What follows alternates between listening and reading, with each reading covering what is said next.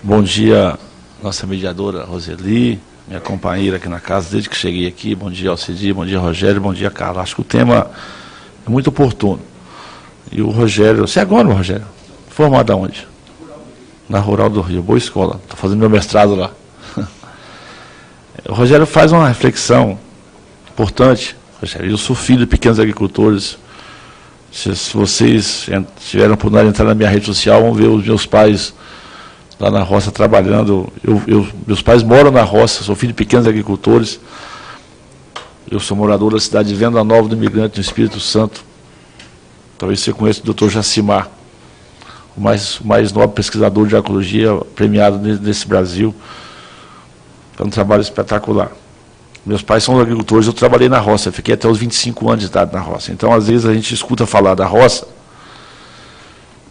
do interior do Brasil, e faz uma reflexão e acabei vindo para a política.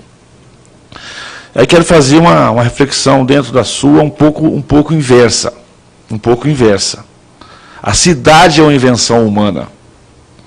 E quando o homem decide morar num espaço urbano, decide aglomerar, criou-se um problema que às vezes passa-se oculto de responsabilização de terceiros. É preciso deixar registrado que o maior impacto que nós temos de poluição e destruição de biodiversidade é nos espaços urbanos. Começando por essa cidade que nós somos obrigados a trabalhar, e muitos optaram por poder morar a sua vida, que é Brasília, uma afronta. Uma afronta. E tantas outras cidades no Brasil. A ocupação do solo urbano nosso, talvez, é sim um fato, às vezes, que passa do lado, mas é o mais vergonhoso descaso nosso de uso e ocupação do solo. Cidades sem planejamento, aglomerado de pessoas, que você reflete bem na falta de estrutura de outras oportunidades que nós fizemos essa opção, e isso às vezes passa desapercebido.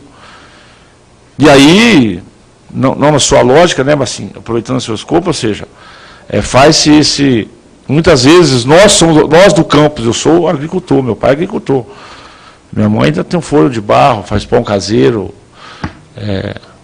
café de garapa, de melado, porco caipira, galinha caipira, alface lá em casa, na horta da minha casa, é roça mesmo. Ou seja, faz-se um discurso ignorando essa decisão infeliz nossa de fazermos uso e ocupação do solo urbano sem nenhuma responsabilização, sem nenhum planejamento.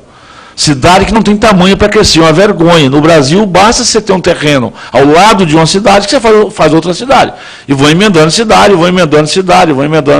e vira essa imundície que é o urbano brasileiro. Uma vergonha. Uma vergonha. São Paulo ficou sem água, não é por falta d'água. Alguém autorizou São Paulo a ficar daquele tamanho.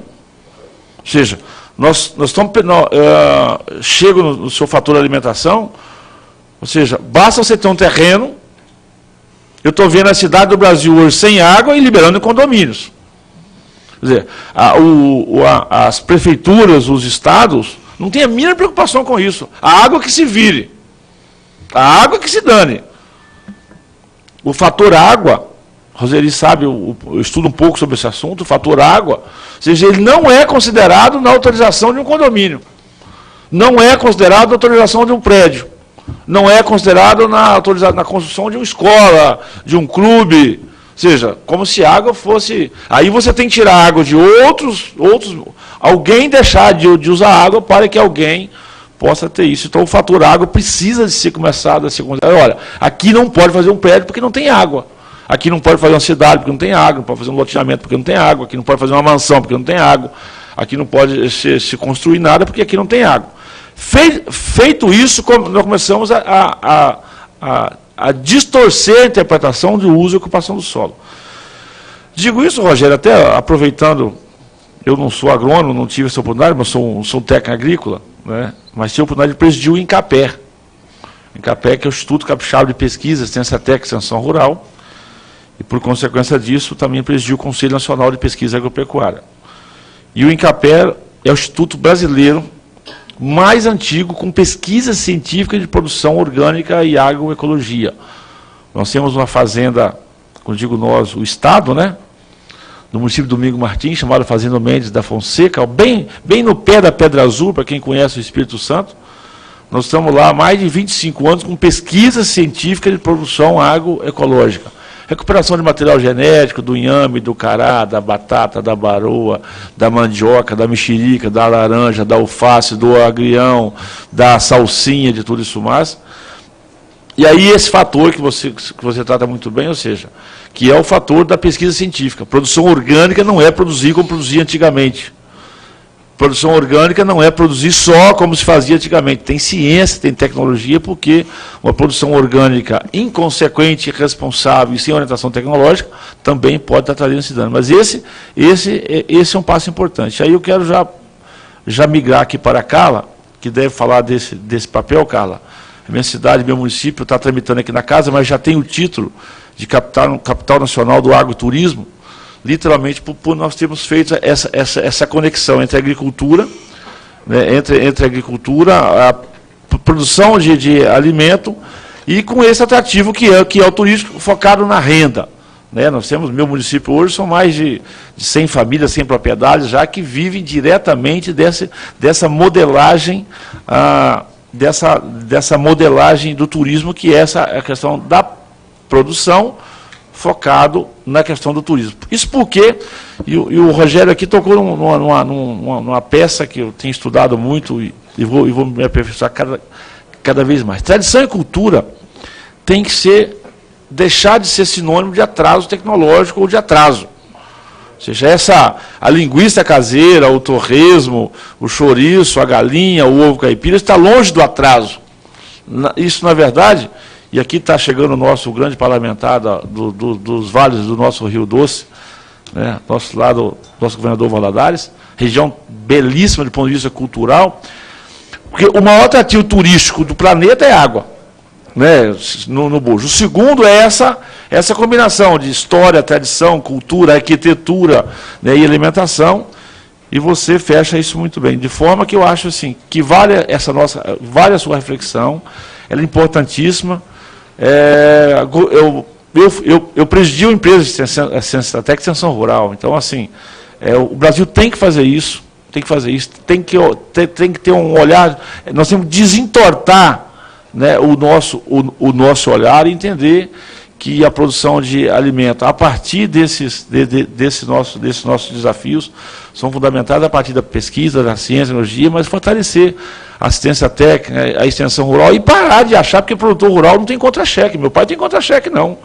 Se meu pai não colher mexerica esse mês agora, que é mês de mexerica pocã, laranja e citros, e não entregar lá para poder vender na feira, se a minha mãe não fazia os queijos caseiros dela, se não catar os ovos da galinha, se não fizer, lá em casa não tem dinheiro, não. Dinheiro do deputado não está dando, não sobra, não. Precisa deixar isso claro, ou seja, agricultor não tem contra-cheque.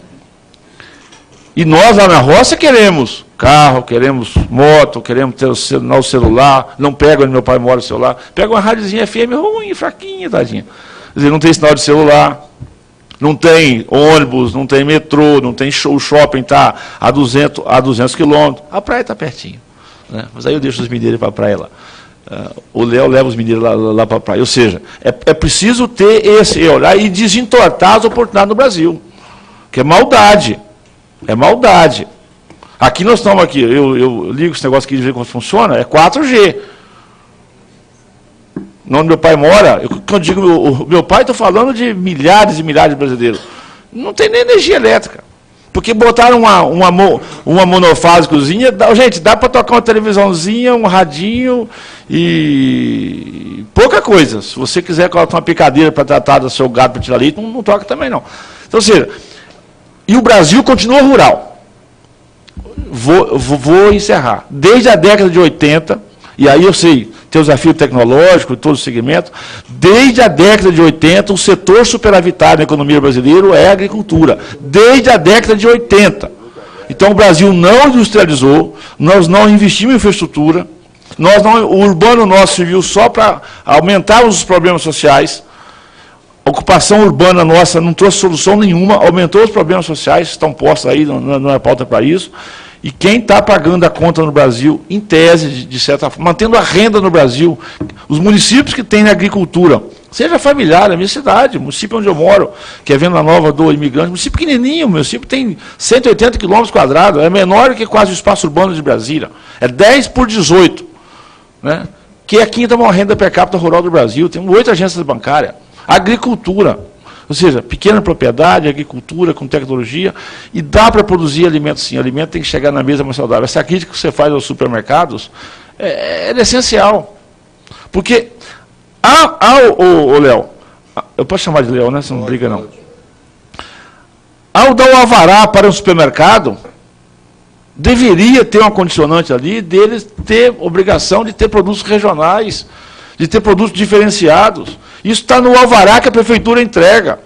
Ao se autorizar um shopping, seja em qualquer canto do Brasil, deveria ter condicionantes. Olha, 20%, 30% tem que ser de artesanato, de produtos, porque você, a partir daí, você alimenta a indústria, alimenta as pessoas, e para de tratar com o próprio coitado. É muito bonito ir na feira, para comprar, mas levanta 2 horas da manhã para fazer feira, vai ser feirante. Eu já fiz Ceasa. Vai ser feirante. Lá na Grande Vitória, a capital brasileira, que mais tem feiras de produtos orgânicos do Brasil. E dentro do shopping, agora nós invadimos os shopping centers, as praças, as ruas, e todos os bairros da Grande Vitória hoje, shopping center tem. Mas vai ser feirante, vai sair lá de Santa Maria, de Jetibá, de Santa Teresa, de Santa Leopoldina, meia-noite, 1 hora da manhã, com o seu caminhãozinho, com seus meninos, fazer feira. É bonito para quem compra, mas é preciso se preocupar com a qualidade de vida de quem vende. Um homem que não tem seguro, que não tem garantia, né, que a qualidade de vida dele se compromete. Então, ou seja, construir essa inteligência, e aí a gente fica indignado porque a gente vê o Brasil dos dias atuais é vergonhoso. Né, isso a gente acaba se indignando. E eu espero que nessa semana aí, que a gente faz uma reflexão mais intensa sobre o meu meio ambiente, eu e o Léo, nós estamos chorando aqui pela bacia do nosso Rio Doce, que já estava morta, na verdade, nós sepultamos, né, o que aconteceu agora foi a pá de cal, né, mas que precisamos de ter coragem, Léo, né, de trabalharmos intensamente na política, na economia, para recuperarmos a bacia do nosso Rio Doce, e a partir daí nós fazemos um avanço para que possamos fazer essa reflexão de alimentação saudável dentro da sua linha. A água é o alimento que acaba nos integrando cada vez mais, e, acima de tudo, assim, muita responsabilização com ciência, tecnologia. Tramite nessa casa uma PEC minha, que é uma vergonha. Você está fazendo um trabalho de recuperação de material genético. Você tem que fazer, do milho, do feijão, isso. E aí, no meio, o recurso acaba. Você perde todo um projeto. Ou seja, pesquisa científica, eu vou voltar da minha área agropecuária, não pode ter contingenciamento. Então, não contrata. Uma vez contratado um projeto de pesquisa, tem que ter recurso no caixa para você garantir, porque ali tem todo um fluxo, todo roteiro, tem uma entrega a ser feito, que é de fundamental importância. Então, de forma que eu quero parabenizar a todos, Roseli, você com a nossa mediadora, não vou poder acompanhar aqui os mais expositores, mas sintam-se aqui contemplados na minha fala. O Léo, ele vai dar a sua contribuição, ou seja, o Brasil precisa de ter menos máscara, né, e trabalhar com um pouco mais de clareza, olhando dentro de um olhar sistêmico.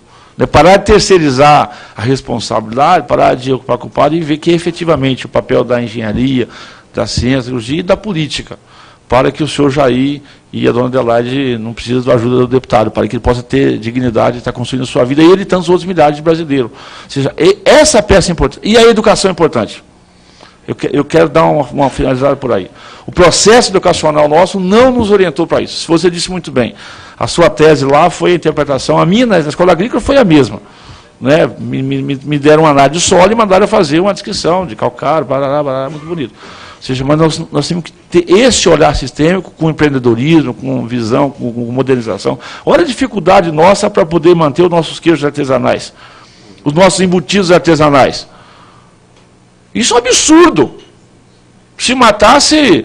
O meu avô está lá, o seu Canesse, o José Botassin, com 94 anos de idade, e tem no Facebook, no primeiro domingo, eu estou lá, eu lembrando do sistema antigo, comendo pão com manteiga, com banho de porco. Banho de porco, banho de porco. Acho que você nem sabe o que é isso. Muita gente não sabe o que é isso.